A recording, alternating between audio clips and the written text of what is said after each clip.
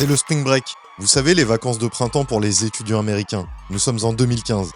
Pendant qu'un grand nombre d'entre eux décident de partir faire la fête sur les plages de Californie ou du Mexique, d'autres rentrent dans leur famille pour passer leurs vacances. C'est le cas de Angelica Hatzel, 18 ans, étudiante en première année à l'université de Longwood en Virginie. Lors du Spring Break 2015, elle décide de revenir dans sa famille et elle en a bien besoin. Elle est heureuse de retrouver sa mère, ses sœurs et ses amis. Mais le 2 mars 2015, Angelica, ou AG pour les intimes, disparaît de la surface de la Terre. Bonjour à tous, c'est SH, soyez les bienvenus sur la chaîne pour ce nouveau dossier. Qu'a-t-il pu arriver à Angelica ? Départ volontaire, enlèvement, ce dossier a passionné les Américains depuis 2015 et son dénouement est tout récent.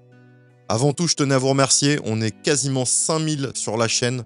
Je ne m'attendais vraiment pas à ça quand j'ai débuté cette chaîne YouTube. Alors rien que pour ça, merci à vous tous. Pour soutenir la chaîne, un maximum de pouces bleus pour cette vidéo. Écrivez-moi dans les commentaires HDC pour la partager au maximum et que le maximum de personnes puissent découvrir la chaîne. Revenons-en à l'affaire. Ce dossier nous emmène aux États-Unis, à Norfolk, dans l'État de Virginie. Alors c'est parti, bienvenue pour cette nouvelle histoire de crime. Is a champion. Right there. Okay, seriously, focus. I Awesome. got this every other thing going on. That is awesome. Is a champion. Right there. Angelica Hatzel, alias Edgy, est née en août 1996 de Mel Langer et Jennifer Wright, à Chesapeake, toujours dans l'État de Virginie. La jeune femme de 18 ans est étudiante en première année à l'université de Longwood. Elle a une double spécialisation en technologie de l'information et en programmation informatique. AG aime le sport depuis l'enfance. Elle passe du temps à jouer au softball et au hockey sur gazon. Elle fait également du bénévolat pour plusieurs organismes de bienfaisance. Et pour les vacances de printemps, en mars 2015, elle se trouve chez elle, à Norfolk, en Virginie, avec sa famille. Norfolk est une grande ville d'environ 250 000 habitants. Angelica et sa famille vivent dans un quartier tranquille, au 2801 Millard Street.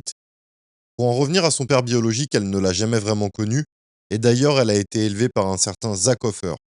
Zach et Jennifer, la mère de AG, se rencontrent lorsque la jeune fille est âgée de 2 ans. Il l'élèvera comme sa fille. D'ailleurs, la rencontre de Zach et de la mère de Jennifer est assez originale pour que je vous en parle.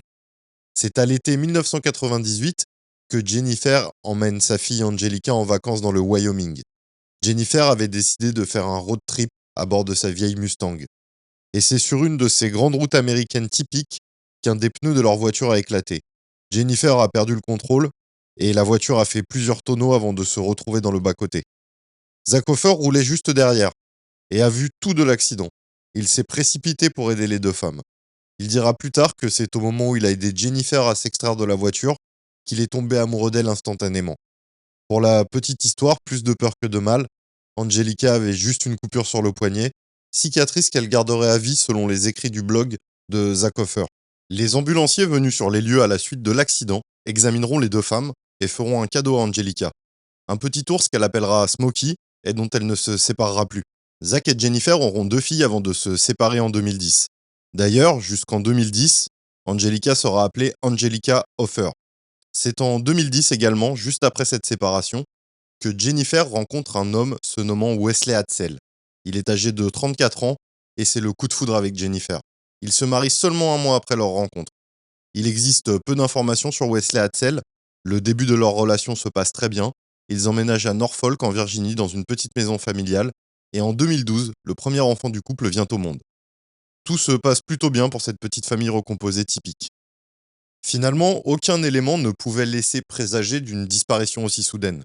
Angelica semble avoir une vie équilibrée, même si le fait d'avoir débuté l'université récemment peut lui apporter un certain stress. Quels éléments a-t-on sur le jour de sa disparition ? Le 2 mars 2015, le jour de la disparition, après son retour du travail et avoir récupéré sa fille cadette Justice à l'école, Jennifer n'a pas vu AG à la maison. Seule une partie du linge est pliée sur le canapé et l'enceinte Bluetooth joue toujours de la musique. Elle pense que c'est étrange et inhabituel qu'AG soit parti sans avoir terminé ses corvées. La famille a également trouvé le manteau et le portefeuille d'AG, remarquant en outre que certains de ses vêtements et son sac de voyage manquaient dans sa chambre. Chambre qu'elle partage avec sa sœur Justice. Ensuite, Jennifer a vu une note dans la cuisine qui disait « Chère maman, avec tout ce qui se passe, c'est beaucoup à gérer. » Mais cette note n'avait aucun sens pour la mère inquiète. Lorsque Jennifer envoie un SMS à AJ, elle reçoit des messages en retour qu'elle soupçonne ne pas provenir de sa fille. Ces échanges se poursuivent jusqu'à 4h du matin le lendemain. Au petit matin, n'ayant toujours pas revu AJ, Jennifer appelle la police qui déclenche immédiatement des recherches et débute son enquête. This is like a horrible nightmare that I feel like I should be waking up from at any moment. It's been 4 long days for Jennifer Hatzel. I do believe that she is safe. 18-year-old AJ was home on spring break from Longwood University in Farmville. And while she told family she was stressed out, Mom says this behavior is far from normal. She's a freshman in college. She moved away from home. You know, just your normal everyday life stresses. Jennifer heard from AJ by text message for the last time Tuesday morning. She wrote that she was okay, but not ready to return home. But the question remains, was it AJ or someone else on the other end of the phone? Some of the things that were said were just, they were not her. They were off. La famille et les amis de AJ ainsi que des bénévoles se mobilisent pour aider les policiers dans cette tâche. Des recherches sont lancées dans une forêt où AJ aime aller se balader pas très loin du domicile familial, mais après 2 jours, aucun nouvel élément n'est découvert. La police interroge dans un premier temps les gens les plus proches de Angelica et s'intéresse à leur personnalité. Ils essayent de recomposer sa situation familiale actuelle. Jennifer, la mère de AJ, déclare aux enquêteurs que sa relation avec Wesley n'est pas au beau fixe et qu'actuellement il ne vit plus sous le même toit que la famille. Wesley Hatzel loge dans un hôtel en ville. Jennifer l'a mis à la porte du domicile familial car elle a découvert que Wesley consomme des produits stupéfiants et n'a pas un comportement clair. Mais ça n'empêche pas Wesley de s'impliquer totalement dans les recherches. Il est présent à chaque déplacement de la police et essaye de se tenir au courant des nouveaux éléments. Il reproche même à la police de Norfolk de ne pas lui donner assez d'informations. Il s'investit au point même d'en arriver à un comportement assez extrême. En effet, Wesley rentre par effraction dans plusieurs maisons où il soupçonne que Angelica peut être retenue, et c'est dans la maison de Corey French, sous les coussins du canapé, qu'il découvre la veste d'université de Angelica. Il fait part immédiatement à la police de sa découverte et Corey French est interrogé. Corey est l'ancien petit ami de Angelica au lycée et il habite à quelques maisons de chez les Hatzel. Après le lycée, il s'est engagé dans les Marines et se trouve en permission au moment des faits. Lors de son interrogatoire, Corey déclare aux policiers qu'il n'a rien à voir avec la disparition de AJ. Et faute de preuves suffisantes, il est relâché immédiatement. Les recherches se poursuivent donc. And we were talking on our 5 o'clock news earlier from an interview we did previously about how you guys are still strongly under the impression that AJ is out there, that she's alive. Are you still under that impression? Yes, definitely. And then what do you want people to know about Angelica that are at home right now that, a month later? Just, there's a lot of support out here for her, and I hope to continue to see more support as, the days go, however long that may be, hopefully not too much longer. She's a great kid, and we just want her home. Perfect, thanks so much. And this is Andre, friend Andre, very close to the search. Mais le comportement de Wesley et ses actions attirent l'attention des policiers de Norfolk. Ils commencent à interroger les gens sur sa personnalité. Un ami de Angelica qui participe aux recherches et un voisin leur déclare qu'il a un comportement bizarre. Comme s'il voulait intimider les gens qui cherchent Angelica. Il dit aux bénévoles de passer toutes les informations par lui. Il leur dit également qu'avec lui, il ne faut pas rigoler car il fait partie de la fraternité aryenne. La fraternité aryenne, pour ceux qui ne le sauraient pas, est un gang criminel implanté aux États-Unis. Tous ces éléments font que la police creuse le passé du gentil beau-père dévoué et là, surprise. Wesley Hatzel est connu pour de multiples délits, violences, cambriolages, usage de stupéfiants. Il a même passé un peu de temps en prison et au vu de sa personnalité, les enquêteurs s'intéressent à lui et obtiennent un mandat pour fouiller sa chambre d'hôtel. Et là, pas de Angelica, mais des cartouches d'armes automatiques, du scotch et des produits stupéfiants dissimulés dans la bouche d'aération de sa chambre d'hôtel. Un chien spécialisé dans la découverte de corps est aussi amené dans la chambre. Il semble réagir à quelque chose, mais aucun corps n'est retrouvé. Sa camionnette est également fouillée. La police y retrouve un chouchou appartenant à Angelica et une photo d'elle. Wesley Hatzel est arrêté et mis en prison pour possession illégale de cartouches et de produits stupéfiants, mais toujours aucune trace de AJ.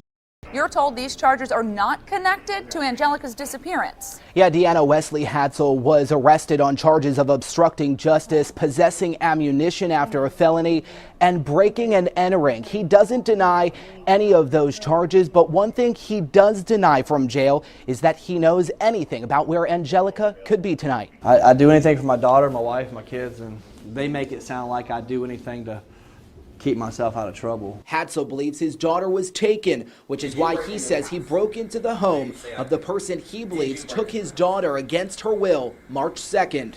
I couldn't sit a minute away from where my daughter may have been.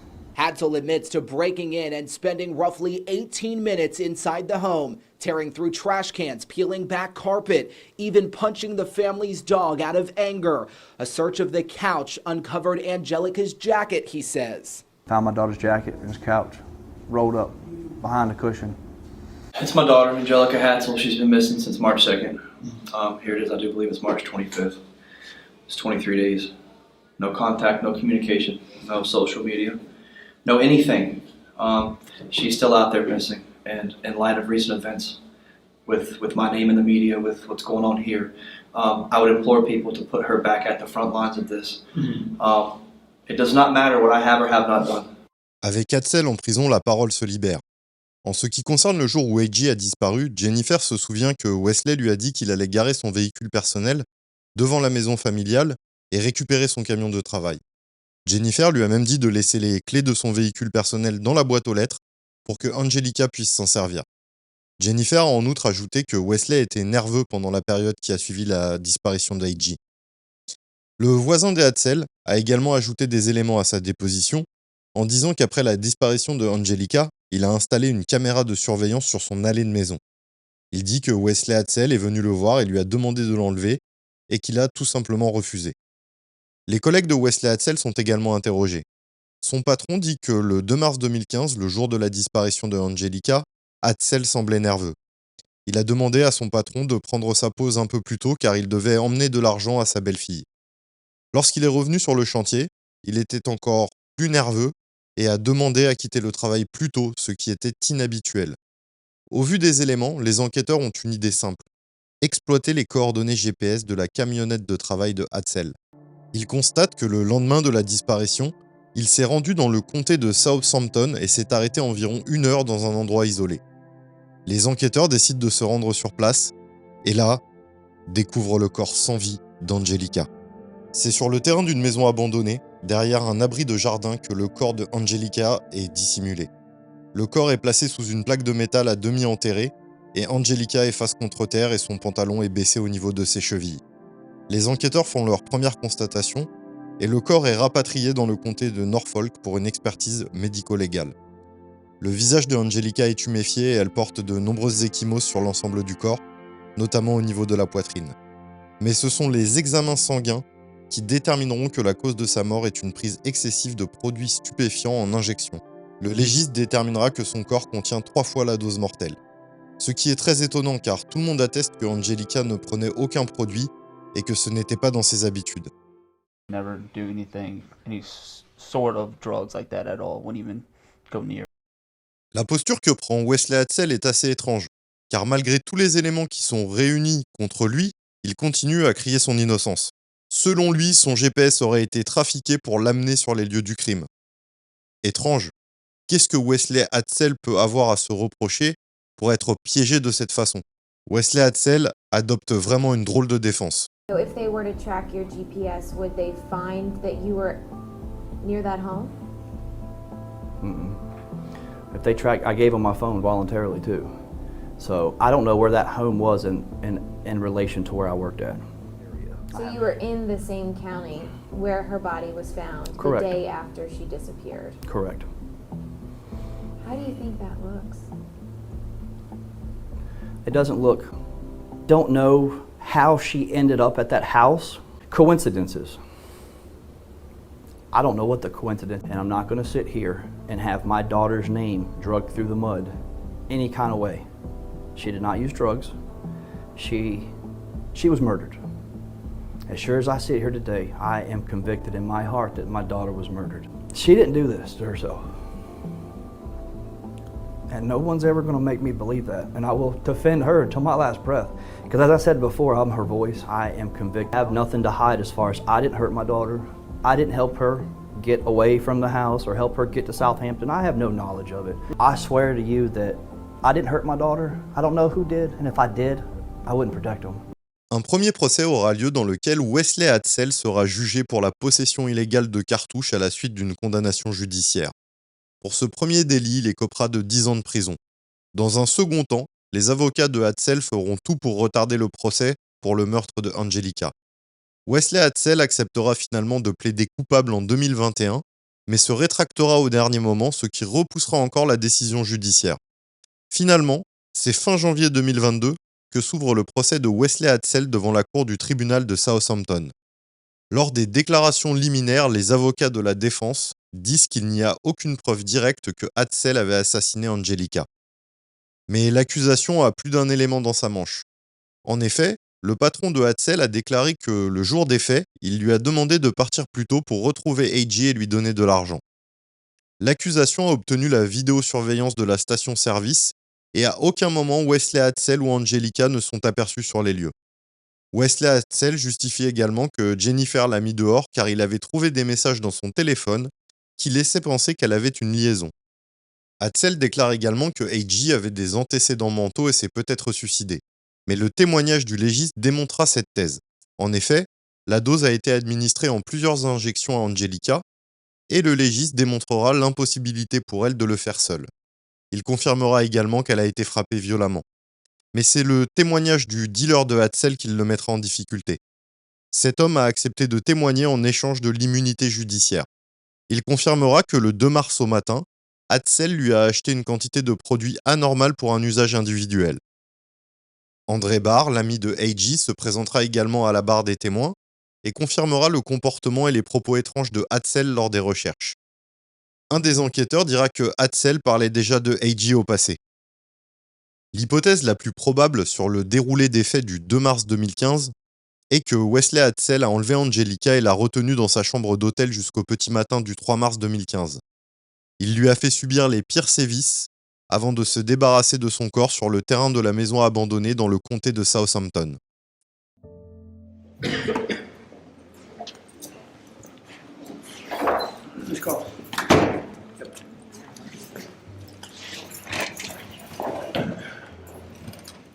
All right, ladies and gentlemen, in the gallery, we will have no, I understand this is a difficult case for lots of folks here. We will have no outbursts. We will have no demonstrations from anybody in the courtroom on the reading of the verdict. Would you please stand? On the charge of first-degree murder, we, the jury, find the defendant, Wesley Paul Hatzel, guilty as charged in the indictment. Ladies and gentlemen of the jury, is this your verdict? And so say you all. Hatzel est condamné à la prison à vie et malgré tous ces éléments, il continue à crier à l'erreur judiciaire. I do know that I am innocent and that I will work very hard to prove the fact. Wesley Hatzel sits in a yellow jumpsuit at the Tidewater Regional Jail, staring down the very real possibility this is how he'll spend the rest of his days. Did you kill AJ? No, ma'am. The jury says he did. What went through your mind? What did that moment feel like? Give us some insight. I wasn't going to break down. I'm not going to accept that verdict. There was no smoking gun in this case. The prosecution never even proved how Hatzel gave AJ the heroin that killed her. The most damning evidence against him is that police found AJ's body by following the GPS history from his work van to an abandoned home in Southampton County. How did AJ's body get behind that house? I don't know. I tell you this, I was never behind that house. So are you saying you're set up? I mean, bottom line is there's other things at play here that I can't speak on because I don't know. I would not have put my daughter out there like trash in someone's backyard and left her there like. Les funérailles de AJ ont lieu le 18 avril 2015 dans la ville de Norfolk.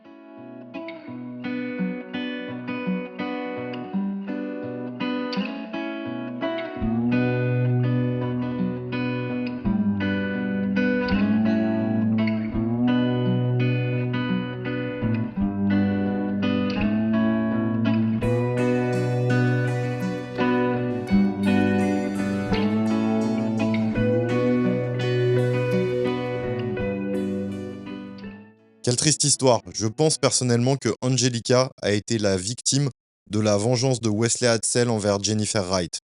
Et vous dites-moi ce que vous en pensez dans les commentaires. Merci à tous pour avoir regardé cette vidéo. Si la chaîne vous plaît, n'hésitez pas à vous abonner. Activez la cloche pour ne rater aucune vidéo. mettre votre plus beau pouce bleu pour le référencement de la vidéo. Quant à moi, je vous dis à bientôt pour une nouvelle Histoire de crime. C'était SH, bye bye.